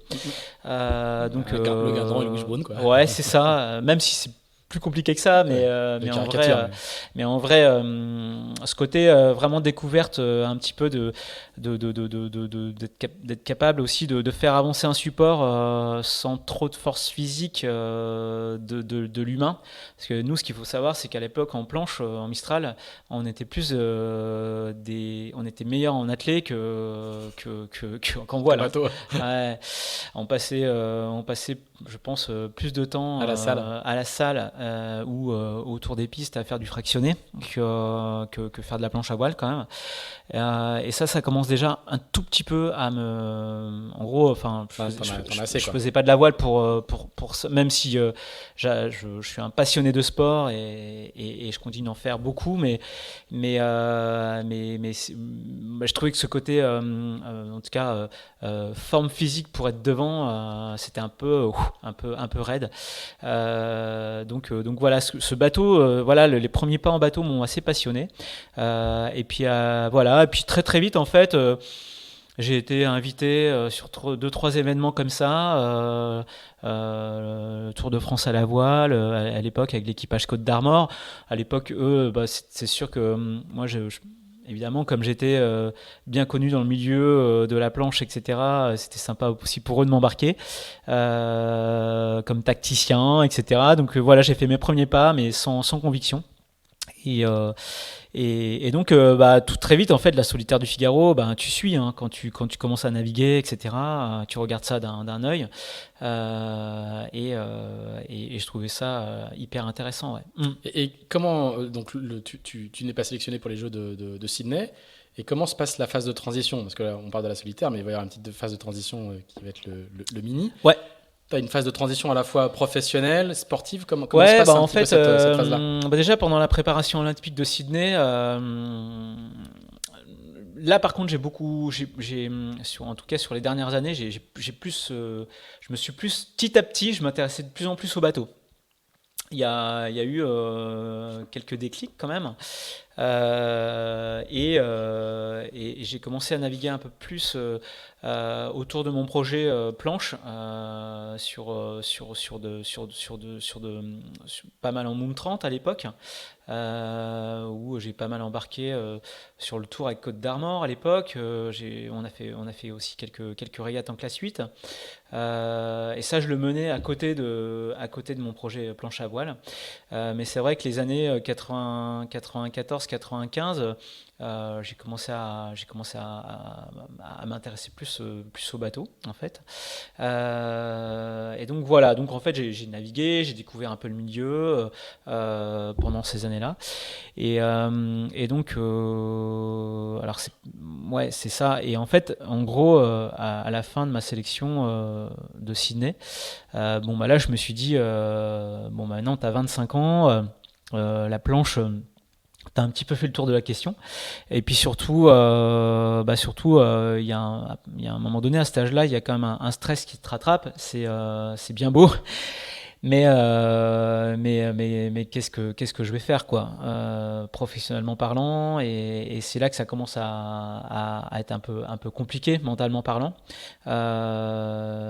Donc d'ailleurs c'est ce qui fait aussi que c'était compliqué de naviguer les dernières années libérées en se disant voilà, on y va la fleur au fusil sans trop se poser de questions. C'est vrai que à l'époque c'était la Fédération française de voile, c'était un peu on ou off, hein. T'étais en équipe de France, t'étais aidé, machin, mais le jour où t'y es plus en fait. En gros, ça s'arrête du jour au lendemain. Et il n'y a pas de chômage, quoi, en gros. Il n'y a pas de chômage, t'as pas de suivi derrière, tu vois, au niveau accompagnement, reconversion, quoi que ce soit. En fait, les mecs, c'est d'un coup, tu vois la porte se fermer, et t'es vraiment lié à toi-même. Et c'est ce qui s'est passé vraiment en 99, là, à la fin des sélections, où d'un coup la porte elle se referme, et soit tu te dis j'y repars pour un tour, mais en gros, tu vois, ça, une troisième sélection pour moi dans ma tête, c'est pas possible. Et là je me suis dit, là il faut vraiment que je fasse autre chose, quoi, hein, tout simplement. Et donc t'as fini tes études? Ouais, alors j'ai eu ma licence en STAPS, et donc la question se posait, c'était voilà, qu'est-ce que je fais maintenant, est-ce que je continue mes études, voilà, donc c'était le gros questionnement. Et en fait la vie, elle est faite de hasard, hein. L'été 2000, ouais c'est ça, c'est l'été 2000. J'étais embarqué sur le Tour de France à la voile avec le projet de la ville de Dinard à l'époque, voilà. Et le président du yacht club, qui s'appelle Paul Couard, à l'époque, qui est aussi dirigeant de la société Polyexpert, c'est une société d'expertise, hein, dans le cabinet d'assurance. Avec une très belle moustache. Avec une très belle moustache. Ouais. Et ben en fait, à la fin du Tour de France, il me dit, écoute, Fred, en gros, non, voilà, c'est ça. Ce qui se passe, c'est que évidemment, Paul, il a des relations, voilà, et en fait, je vais le voir pour lui dire, écoute, Paul, j'ai envie de faire du Figaro. Est-ce que tu veux m'aider Est-ce que tu veux bien m'aider à y aller, quoi. Voilà. J'étais décidé à partir là-dedans, en fait, dès 2000. Il me dit, écoute, laisse-moi réfléchir. Et puis, en fait, il me reconvoque 3 jours plus tard. Il me dit, bah, en fait, Fred, ton projet Figaro, je trouve ça super, mais en fait, j'ai pas envie de t'aider. Voilà. J'ai pas envie de t'aider parce qu'il me dit, je trouve que ouais, c'est bien, c'est super, mais par contre, je trouve que c'est pas, voilà. Et il me dit, par contre, je te recrute dans mon cabinet. Ah. Je te forme parce qu'on a besoin de profils comme toi. Il n'y a pas que des ingénieurs ou des architectes, parce qu'à l'époque c'était un peu les profils qui recrutaient. Et donc il me dit voilà, je crois en ta capacité de travailler dans le cabinet. Et donc je te propose un boulot. Voilà, un boulot, on te forme. Et puis il me dit t'auras un boulot et puis derrière ça t'auras les moyens de faire de la voile si t'as envie de faire de la voile après. Voilà. Donc c'est je t'aide mais pas tout de suite, quoi. Ouais, c'est ça. Ouais, exactement. Et en fait cette perche là. Quand tu es un tout petit peu, que t'as pas des parents riches, que t'as pas de perspective, que t'as pas de plan avec des partenaires pour te soutenir sur un projet et que tu te dis ça va être un peu dur. Ça s'appelle un bon plan. À l'époque, je me dis, je saisis l'opportunité. Et puis, 26 ans. Ouais, j'ai 25 ans. Ouais, 25 ans.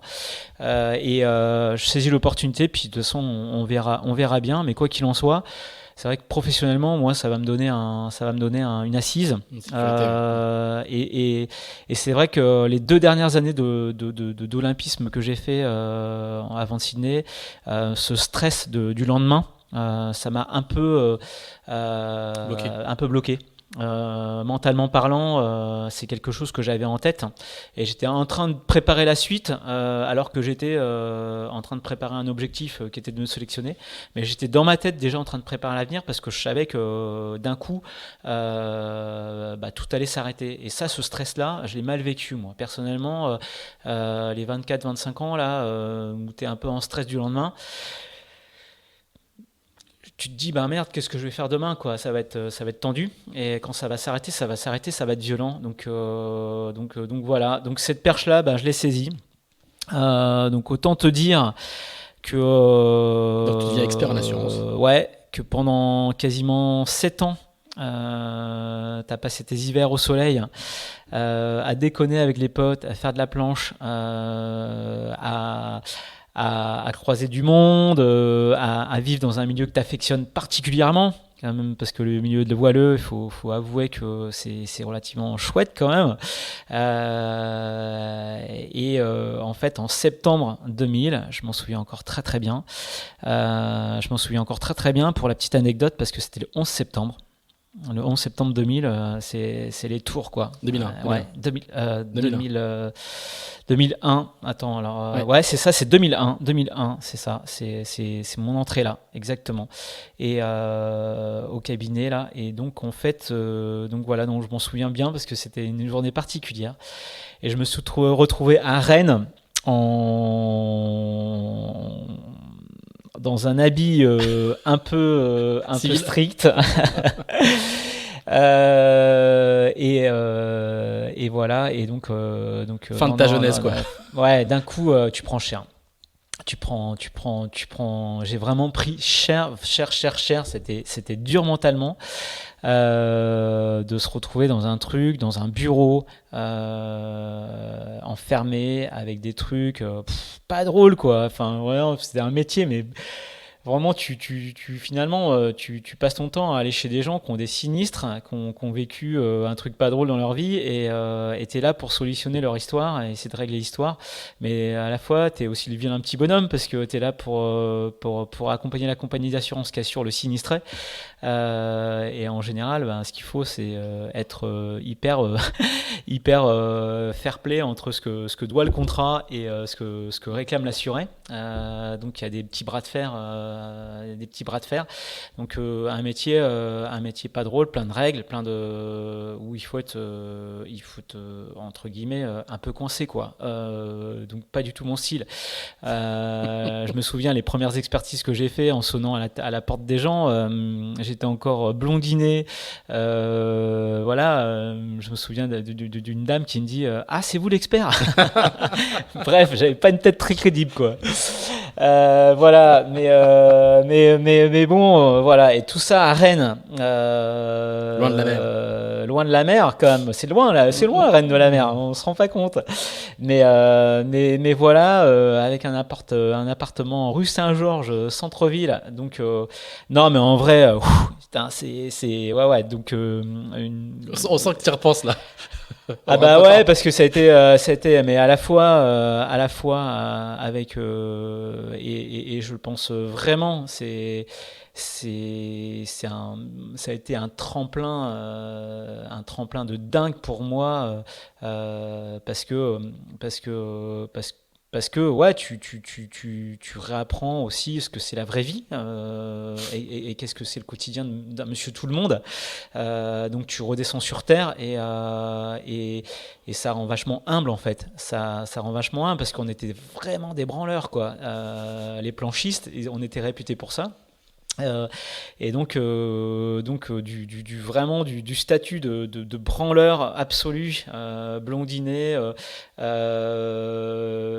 planchou, en plus de ça, tu redescends de 15 étages, et ça rend vachement humble parce qu'à un moment donné tu te dis bah oui, bah c'est pas ça la vraie vie. Et donc voilà, une première année chez Polyexpert, qui a été un peu rude, mais à la fois il y avait quand même l'à côté chez Polyexpert, parce que chez Polyexpert il y avait quand même une ambiance de voileux. Parce que ce qu'il faut savoir, c'est que Paul Couard, donc le président de cette société, c'était un passionné aussi de voile, hein. Paul, il a eu beaucoup de bateaux, président du yacht club de Dinard. Et en fait, tu sentais qu'il était aussi passionné que moi. Enfin, c'était ça qui le portait, en fait. Et donc, il n'y avait pas besoin de beaucoup d'arguments pour le lancer sur des sujets voiles. Et à l'époque, je me souviens, dans la même promo que moi chez Polyexpert, il avait recruté des très très bons voileux. Il y a un super ami qui s'appelle François Le Bourdet, qui est arrivé en même temps que moi au cabinet. François, personne ne le connaît, hein, dans le milieu de la course au large ni de la régate, mais c'est un excellent barreur qui a fait des super bons résultats à la fois en Melge. Enfin, c'était un des meilleurs barreurs à l'époque. Et après, sur le Tour de France à la voile, avec le projet Saint-Malo, ils ont fait des étincelles en amateur. Enfin voilà, donc François, il est entré en même temps que moi. Il y a eu aussi Arnaud Vanier, qui est le frère d'Erwan, qui a fait la Coupe de l'América, qui était un super voileux à l'époque. Voilà, donc il a recruté son petit groupe quand même, de voileux, en quel il avait de l'espoir en tout cas d'arriver à cadrer dans son cabinet, qui était très très sérieux, très strict, mais il s'est donné cette petite touche, voilà, de profil un peu différent, et d'ailleurs il a bien utilisé, parce qu'en fait dès 2002, au bout d'une année, il a décidé d'acheter un Open 750, Paul. À l'époque, c'était un bateau sur lequel il y avait pas mal de monde qui naviguait dans la baie de la Trinité. C'était un peu le support de l'entraînement des Ormas, hein. Ouais, c'est ça. Et à l'époque, il y avait des équipes d'Orma qui s'entraînaient là-dessus. Il y avait Bompama, il y avait Bompop, ouais, il y avait du beau linge. Et Paul, en fait, j'ai pas eu besoin de trop le solliciter. Je lui ai fait découvrir le bateau un week-end à la Trinité en entraînement et je crois que le soir il signe son bon de commande chez Nicolas Grelot, chez JPS Production à l'époque, qui produisait ces bateaux-là. Et il y a eu la petite épopée Open 750. Le bateau s'appelait Automate, un super joli bateau. Et en fait, 2002-2003, on a gagné beaucoup de courses sur ce bateau-là. Et à l'époque, il y avait l'équipe du cabinet avec François qui barrait, moi la tactique, Paul qui était équipier. Enfin voilà, donc en fait, il y a eu ce côté boulot où la semaine ça bossait dur, où on était sous pression parce qu'il savait bien la mettre. Et puis à l'époque, et puis à la fois à côté, ce côté où il savait nous garder avec ces projets voiles, où il savait faire la part des choses. Donc un bel esprit dans cette entreprise, un esprit d'équipe, vraiment c'était très très chouette. C'était vraiment une personne top pour ça, ouais. Et c'est le moment aussi où tu commences à mettre un pied dans le monde du mini. C'est ça. En fait, du coup, il y a eu toute la saison en Open 750 en 2002. Ah non, alors c'est même 2001, je crois. 2001. Je me trompe d'une année. Sur ma fiche, c'est 2001. C'est 2001, ouais. C'est ça. Le projet Open, en fait, c'est tout de suite. C'est tout de suite. J'ai été recruté en septembre et je crois entraînement d'hiver. En octobre, entraînement d'hiver, et il a signé le bateau direct. Donc en fait, ça s'est fait très rapidement, en effet. D'ailleurs, je pense que c'est grâce à ça que je suis resté chez Poly Expert. Pour la petite anecdote, je pense que j'aurais lâché l'affaire avant. Et donc en fait 2002, on refait une belle saison sur Automate en gagnant beaucoup de courses. Enfin c'était chouette, on gagne le SPI, c'était vraiment des beaux résultats à l'époque face à la meute de pros, quoi. Donc on sortait du lot quand même, c'était sympa, quoi. Et puis c'est vrai que 2002, l'appel de la mer. Ça commençait à piquer, quoi. Les soirées à Rennes entre potes dans les bistrots, c'était bien sympa, mais j'avais déjà fait le tour, en fait. Franchement, c'était compliqué pour moi, et donc en fait je regardais pas mal les mini, du coup, à l'époque, parce que c'était déjà quelque chose qui marchait très très bien, la mini, et sur le site de la classe, il y avait un bateau que je regardais souvent quand on sortait justement Automate sur le parking.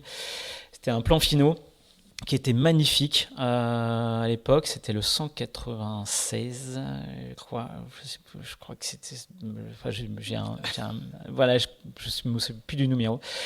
Mais c'était un plan finaux à l'époque. 159. C'est le 159, c'est ça.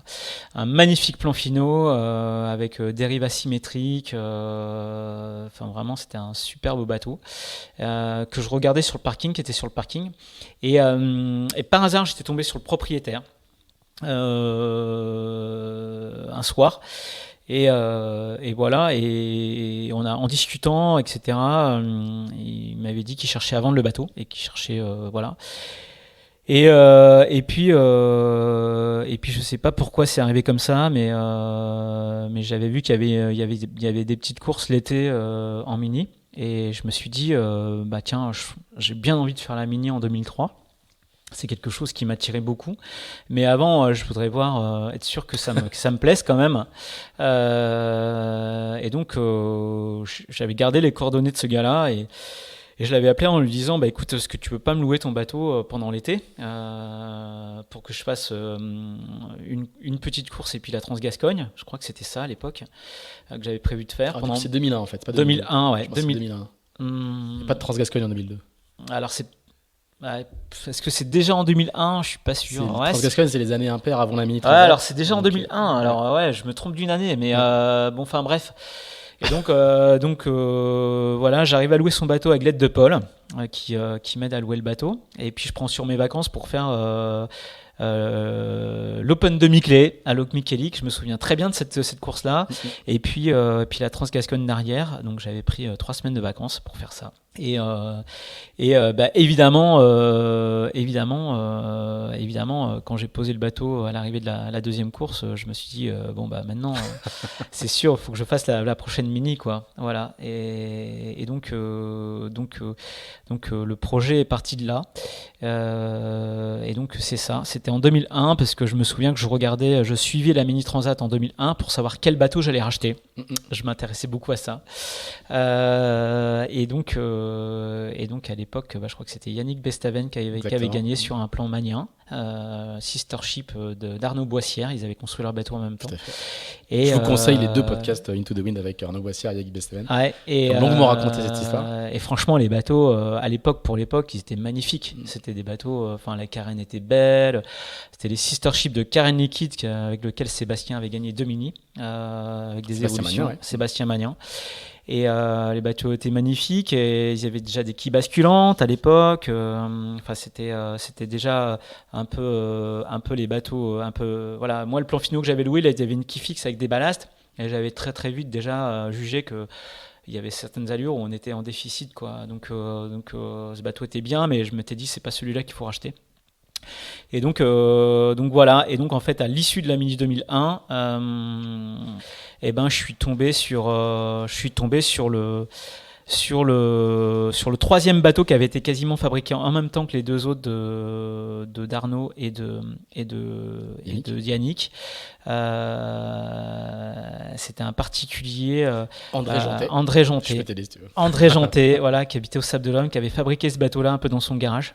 Mais vraiment, par contre, il était bien fabriqué. Et puis André, il avait une mauvaise expérience de la Mini, et donc du coup, j'avais récupéré le bateau à l'issue de la Mini pour 3 francs 6 sous à l'époque. Je crois que j'avais racheté le bateau, pour la petite anecdote, 15 000 €. Voilà, un proto high-tech, carbone qui basculant, 15 000 €. Alors, il y avait des travaux dessus pour le remettre au goût du jour, mais quand même, c'était en tout cas, c'était dans mes budgets. Et donc, j'avais racheté ce bateau-là avec encore l'aide de Paul, mon patron, qui m'avait aidé à acheter la moitié du bateau. Celui qui voulait pas t'aider pour ton projet Figaro. Exactement. Ouais. Donc, comme quoi, d'avoir saisi cette perche-là, ça m'a pas fini. Ça m'a beaucoup servi derrière, tant sur le plan humain et de capacité à apprendre le bon vivre et le bien vivre, que sur les opportunités de derrière de remouvir sur des projets voiles. Ça a été vraiment pour moi un passage, en tout cas Paul est un des messieurs qui m'ont beaucoup porté et qui sur lequel j'ai beaucoup de reconnaissance. Donc voilà. Et en fait, du coup, voilà, ce bateau, donc je le récupère au Sable d'Olonne sur une rangée de pneus à l'arrivée du cargo. Je me souviens, on va le chercher avec un pote avec lequel je faisais du kite, Tadeg, qui pour la petite anecdote était champion du monde de char à voile de vitesse à l'époque, donc un sacré personnage aussi. Et on va récupérer le bateau avec une remorque empruntée dans une carrosserie. Et on pose le bateau sur des pneus et il est déquillé. Il est déquillé et on le ramène au chantier JPS chez Nico Lagrolo, qui m'a gentiment accueilli pour bricoler sur le bateau, le remettre en état pendant les mois d'hiver là. Et c'était le début de l'épopée Mini 2003, sur lequel, pareil, en fait, c'est la grande aventure, quoi. C'est les années Mini, donc avec mon boulot à côté, parce que du coup, j'avais toujours mon emploi à plein temps chez Polyexpert. Donc la semaine à Rennes, pour mon boulot, et le week-end, quasiment tous les week-ends, chez JPS. Pour la petite anecdote, à l'époque, Nicolas, il avait un espèce de dortoir aménagé dans son chantier, dans un état de propreté, mais assez incroyable. Je vous passe les détails. Mais c'était un peu mon hébergement pendant 6 mois, les 6 mois entre la période où j'ai récupéré le bateau, ça devait être en décembre ou janvier, et la mise à l'eau, en avril, quoi, en avril-mai. Voilà, donc on a bossé sur ce bateau. Pas mal de soirées au chantier, à finir à pas d'heure, entre le chantier, les chandelles, à Carnac. C'est une boîte de nuit, hein. C'est pour ceux qui connaissent pas, c'est une boîte de nuit à Carnac. Ouais. Enfin bon, bref, donc 6 mois bien intenses quand même, où le lundi matin, je peux vous dire que j'étais pas tout le temps frais sur mon premier dossier d'expertise, mais des souvenirs de dingue, des souvenirs où aussi où tu apprends à bosser sur un bateau, quoi. Tu découvres ce que c'est que de bricoler. Donc voilà, le bateau on l'avait mis à nu, on avait changé le mât, on avait tout refait, quoi. Donc en fait voilà, il y a quelques potes qui étaient venus m'aider à l'époque, dont un fameux Thibaut Vauchel qui était toujours de la partie, et donc voilà, c'est un changement de monde complet, hein. En quelques mois, hein, tu passes du monde de l'équipe de France de voile de planche à voile, quoi, et de l'équipe de France planche à voile, les planchous comme tu disais, à un monde qui est celui des aventuriers de la Mini Transat. C'est ça, et et puis surtout et puis surtout tu deviens un cadre dans un cabinet d'expertise, quoi. Non, et c'est surtout en fait du coup je mène ces deux vies-là qui sont pas simples parce que j'ai pas beaucoup de budget, j'avais un peu mes données personnelles, mais j'avais pas de partenaire à l'époque pour lancer le projet. Alors, heureusement, très très vite, j'ai trouvé un petit partenaire. À l'époque, c'était la société Olmer qui fabriquait des cirés au Havre. C'était sympa ce truc-là. Et donc en fait, c'était à l'arrache, quoi. Vraiment à l'arrache, vraiment à la force du poignet. Et donc c'était bien fatigant. J'ai quand même perdu ma copine à l'époque pour le petit sujet. Mais bon, ça c'est pas grave. Mais c'est normal. C'est aussi normal. Ça fait partie du jeu. C'est-à-dire quand tu lances un projet midi, il faut accepter de perdre sa copine, quoi. Ça c'est. En tout cas, de prendre le risque. Ouais, de prendre le risque. Donc c'est assez normal. Mais bon, peu importe. Le projet c'était de faire la mini. Donc bon, c'était ça l'objectif. Hein. Il faut pas se tromper. Et voilà. Et puis puis c'est la découverte aussi de ce milieu, de gars passionnés, quoi, des Nicolas Grolot, des Seb Magnin, parce que du coup c'était Seb qui était à l'issue du plan du bateau que j'avais. Donc évidemment c'est le genre de partenariat que tu es amené à discuter pour savoir quelles évolutions tu vas faire sur ce bateau, qu'est-ce qu'on peut améliorer, etc. Quand même des personnages uniques qui le restent encore. Donc voilà. Et puis après, tu rentres dans le vif du sujet dès 2002 avec la première épreuve que j'ai fait avec le bateau, qui devait être le Mini Fastnet. Voilà, Mini Fastnet que j'ai avec François Le Bourdet, qui était mon collègue de travail et aussi fidèle équipier. Et puis ça va marcher en fait. Tout de suite, tu fais quatrième du Mini Fastnet, ouais. Tu vas gagner la solo chrono, tu gagnes la demi-clé. Ouais. L'année d'après, tu fais deuxième du Mini Fastnet, tu gagnes les chronos, tu fais troisième de la Transgascogne. J'ai tout le. Ouais. Donc très très vite, t'es compétitif, quoi. Oui, dans le coup, carrément dans le coup.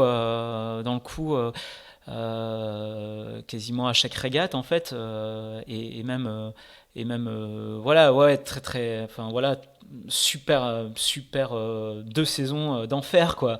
Mener tambour battant, et tu continues à faire l'Open 750, hein. Et je continue de faire un peu d'Open 750. En 2003 vous gagnez tout sur ma petite fiche. Ouais, c'est vrai, on gagne tout avec Automate en Open 750. Ouais, carrément. Ça fait des saisons bien remplies, quoi. Ouais, ça fait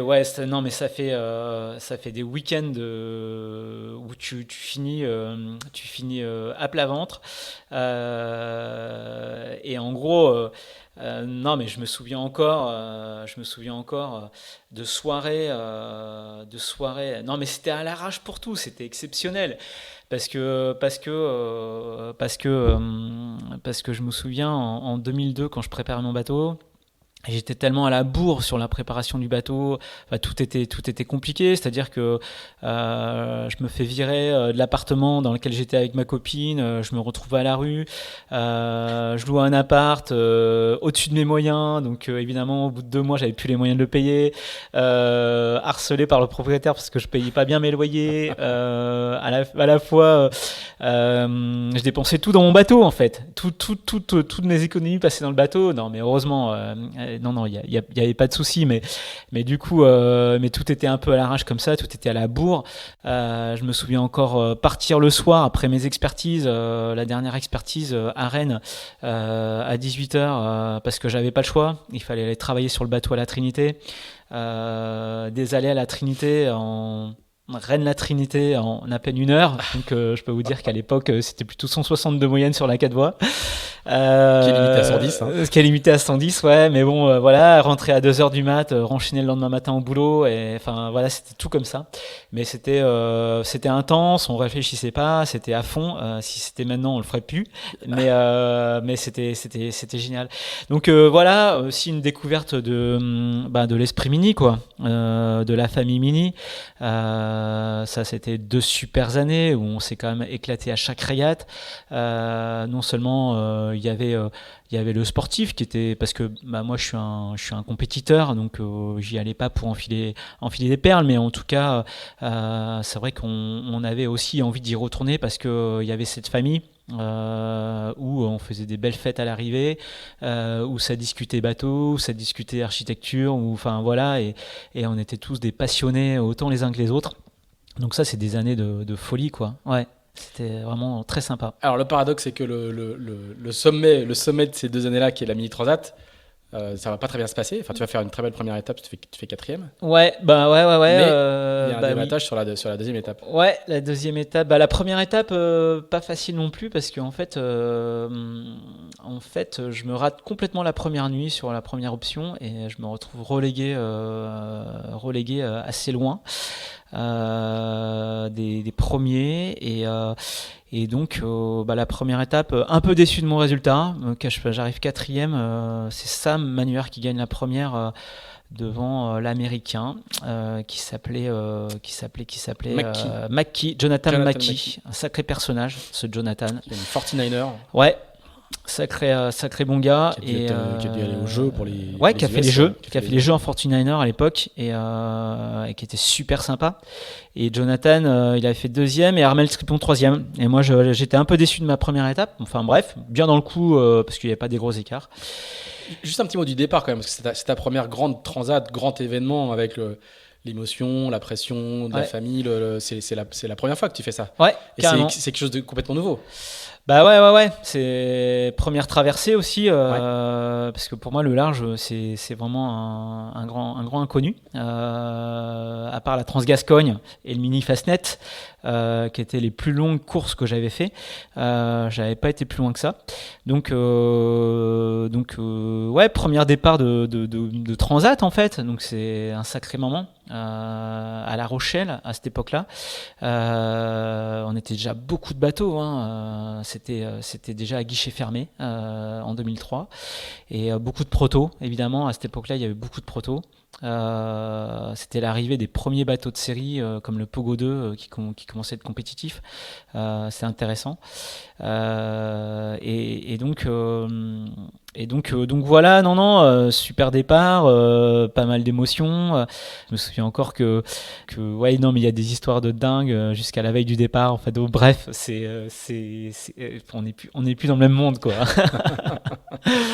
Je crois que je sais pas s'il y a encore beaucoup de fêtes comme ça la veille d'un départ de la Mini, mais en fait on était quand même des sacrés furieux. Je me souviens de ce départ où il y avait un fameux Thierry Dubois qui accompagnait le départ avec un bateau qu'il avait à l'époque, je sais plus, bref.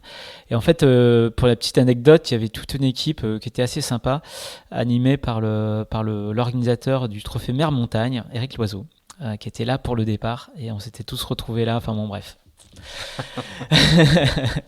Et donc bien sympa, donc ils étaient tous au départ évidemment, il y avait aussi mes collègues de travail qui étaient là puisqu'ils étaient partenaires du projet. Enfin voilà, c'était chouette et je me souviens que jusqu'à quelques minutes avant le départ, il y avait Thibaut qui était mon bon copain déjà de l'époque, qui m'avait accompagné sur la ligne sur le bateau et donc il était déjà là, présent avec moi. Et voilà, non, c'était sympa ce départ de La Rochelle, je me souviens, c'était du vent de nord-est hyper fort, où j'avais fait tout le parcours de dégagement en tête, c'était chouette, j'ai encore des super photos de ce truc-là. Et après, quand tu passes le premier phare, là, après l'île d'Oléron, ça y est, c'est parti, quoi. Donc ça, humainement parlant, ça fait un sacré choc quand même, hein, quand tu descends quand même bien de ton petit ascenseur émotionnel du départ là, et voilà, et une première étape bien sympa où tu découvres un peu la solitude, la longueur, et puis une arrivée aux Canaries, à Lanzarote, qui était chouette. Très chouette étape. Et voilà. Et la deuxième étape, assez courte pour moi parce que évidemment, moi c'est compliqué pour moi de partir cool. Donc je suis parti un peu excité. Et en fait, moi j'ai dématé dès la première nuit, où j'étais bien en tête dès la première nuit, mais à la sortie des îles, j'étais un peu trop gourmand sur le SPI et donc j'ai dématé en enfournant. Alors c'est vrai qu'à l'époque les mâts étaient pas très costauds, hein, quand même, hein, il faut bien l'avouer, on était encore avec des mâts alu, profil alu, barre de flèche dans l'axe, où il fallait naviguer en bon marin.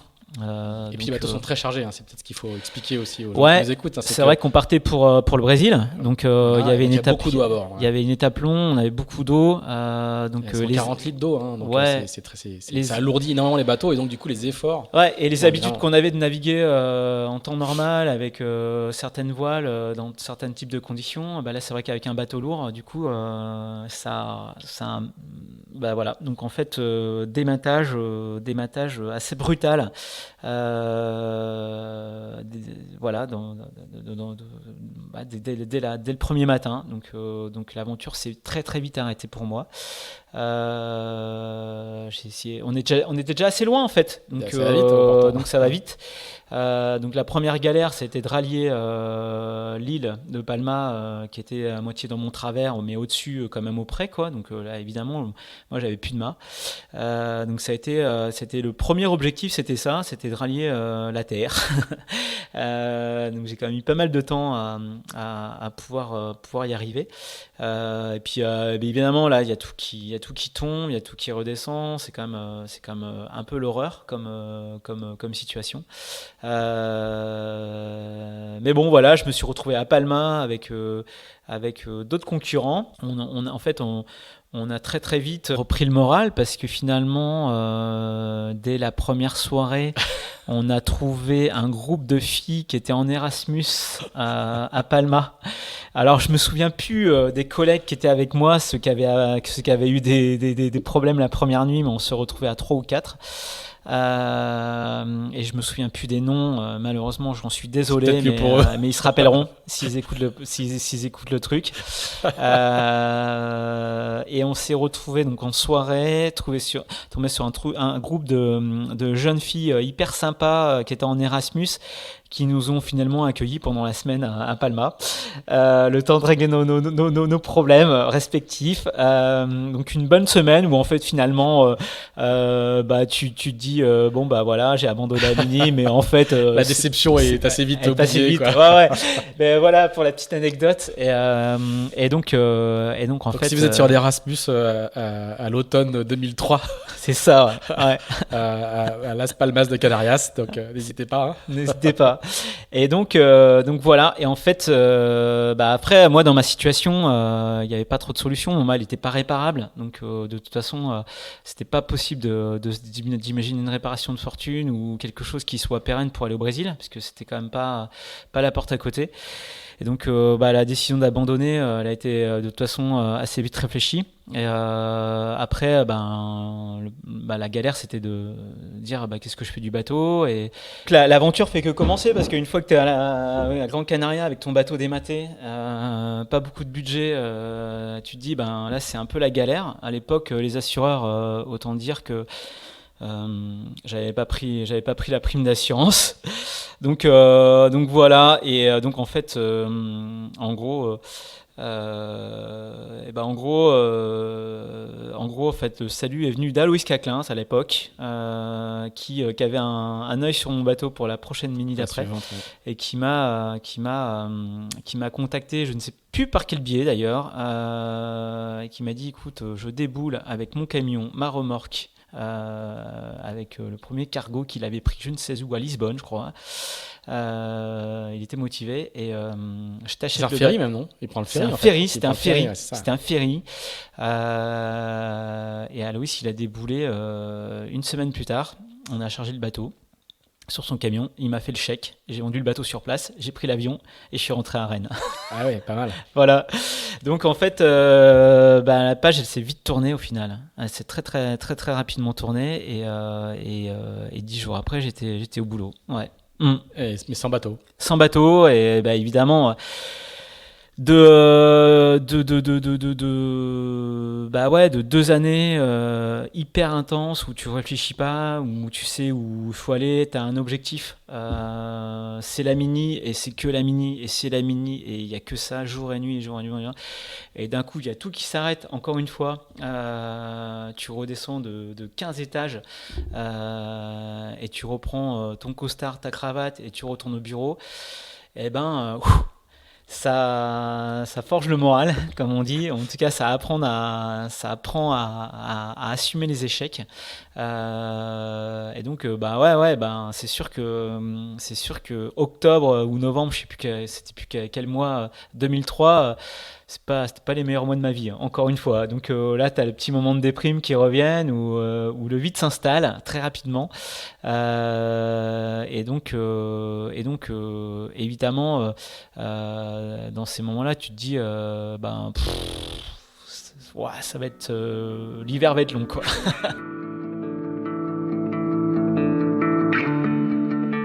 Voilà, nous allons laisser Fred Duthil se remettre de cette Mini Transat 2003 achevée un peu trop vite à son goût pour le retrouver la semaine prochaine et évoquer la suite de son parcours et notamment l'entrée en religion, son arrivée sur le circuit Figaro dont il va être un grand animateur tout au long de la décennie 2000. D'ici là, n'hésitez pas à nous dire ce que vous pensez de ce podcast, n'hésitez pas non plus à le partager, à nous donner 5 étoiles sur Apple Podcast et à nous laisser un commentaire, c'est important pour le référencement. Enfin, si vous êtes passionné par la voile de compétition, je vous recommande de vous abonner comme plus de 11 000 professionnels et passionnés à la newsletter de Tip & Shaft, publiée chaque vendredi à 17h. Ça se passe sur tipandshaft.com. Merci, à bientôt.